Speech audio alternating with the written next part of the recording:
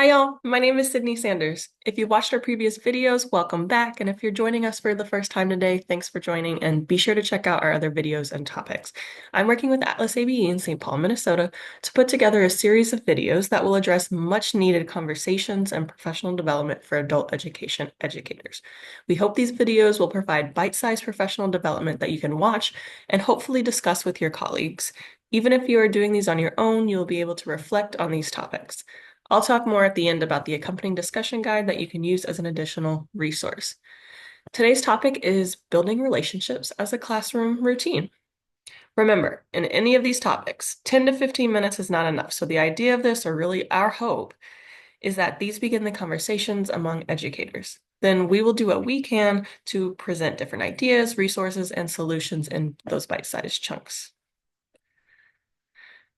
Again, as I mentioned, this is one topic out of a series we'll be doing called Moving Equity Forward in Adult Education. Be sure to check out our other videos. All right.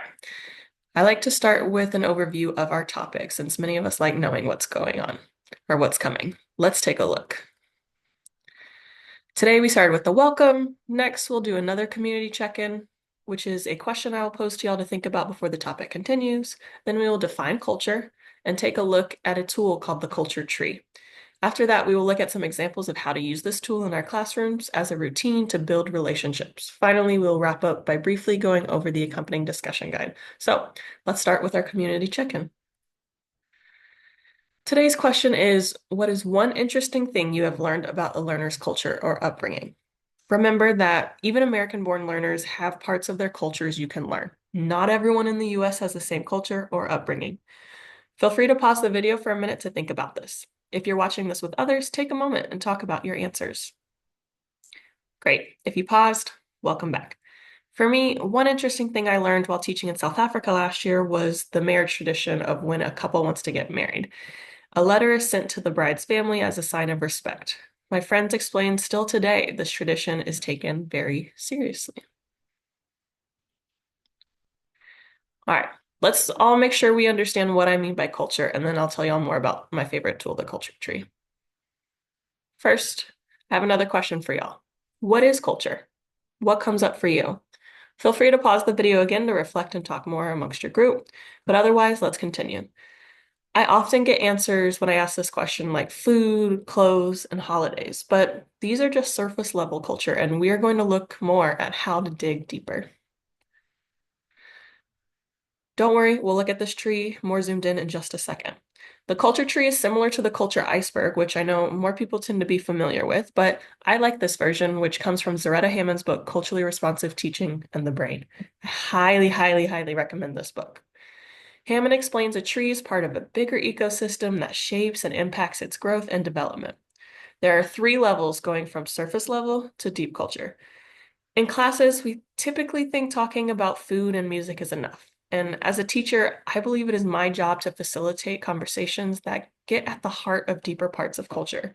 That's what makes class relevant and equitable because as I learn different ways of doing things and thinking about things, I realize how not to base every aspect of class on my own culture. Sometimes we don't even realize how much of our own culture influences the stories, the curriculum we pick, and the questions we ask. Now, let's zoom in on each level. The leaves are what Hammond considers the surface culture. These are the everyday observable patterns that most people think of when they think of culture, like language, food, and holidays. Hammond explains that these are really only surface level and with a low emotional impact on people. These things don't build trust in a deep way. Now, don't get me wrong, they're super fun and interesting to learn about, but there's even more that we can learn. The trunk of the tree is the shallow culture. These are the things like the concept of time, tempo of work, and nonverbal communication. These are unspoken rules, and they have a higher impact on building trust and relationships with people. I see how so many of these play out in everyday cross-cultural communication, especially different definitions of eye contact, nonverbal communication, and the concept of time. As we know, many students have very different definitions of time, right? Finally, we have the roots, which represents deep culture like how we make decisions, our notions of fairness, and concepts of self, like if we value individualism or collectivism, somewhere in between. These are the collective unconscious beliefs and norms that drive our culture. Understanding these have an intense emotional impact on building relationships.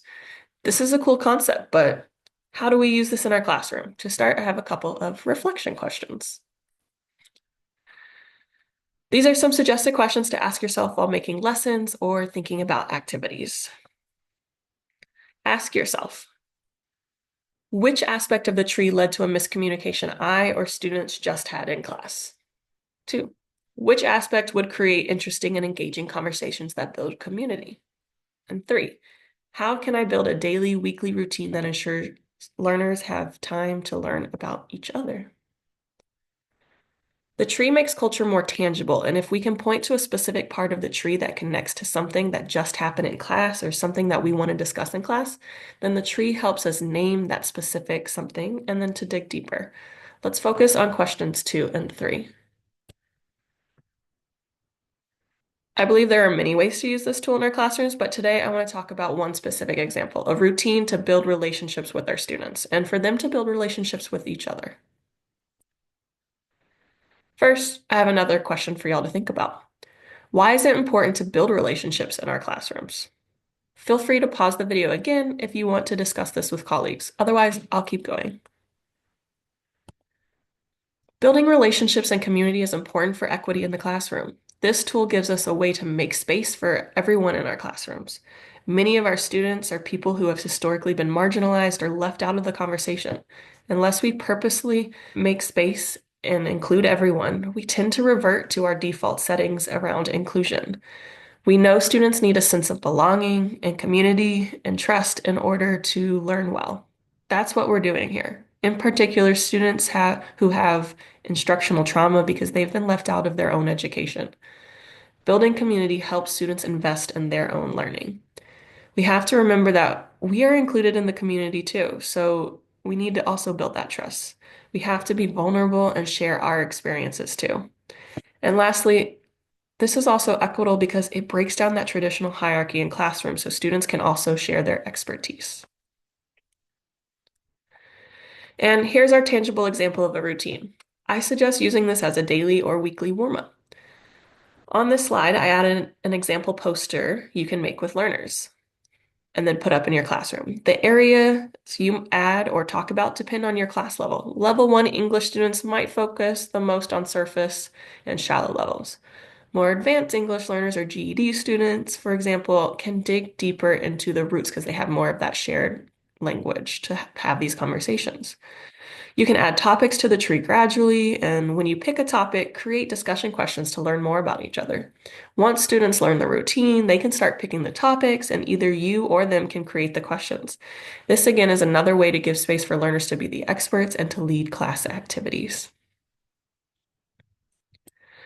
A possible extension to this is to build the topics on the tree into larger lessons, adding writing, reading, speaking, and listening activities based on the chosen topic. One thing you can do is use the language experience approach. I've seen this used with English learners, but it can certainly be used as an activity with other adult education classes too. I suggest looking more into it, but a quick summary of the approach is you build a written text together as a class based on what learners share. The text can be as simple or complex as the class level. Then you use that text as the basis for other literacy activities like comprehension questions. Or you can find readings or videos online about y'all's chosen topic as your central text. Based on your level, students can build presentations to talk about their own traditions. By using a template you give them, students can plug in their information and pictures and then practice digital literacy and presentation skills. Finally, you can practice listening skills while learners listen to each other's answers through a mingle activity, a line dialogue, or formal interviews. A quick note about trauma-informed practices. Never force learners to share something personal. You can give them question options. Constantly remind them that they can opt out. They don't have to answer everything, right? And as you get to know learners, you'll learn more about people's comfort levels. But most of the time, learners want to share, so it's worth a try. All right, that's it for today's bite-sized task. Don't forget to visit the discussion guide for this video to deepen your understanding of this episode's topic. The link to the discussion guide can be found in the description to the video on YouTube and also linked on the Atlas website. The discussion guide provides questions, activities, and resources to learn more. We have linked the PDF of the slides and the guide for your own notes. Also, remember to check out Atlas's Cultural Competency Library and the Minnesota ABE Connect newsletter for more resources. Thank you so much for watching us. Be sure to watch the entire playlist and like and subscribe so you don't miss a video. Thanks, y'all, and I'll see y'all next time. Bye-bye.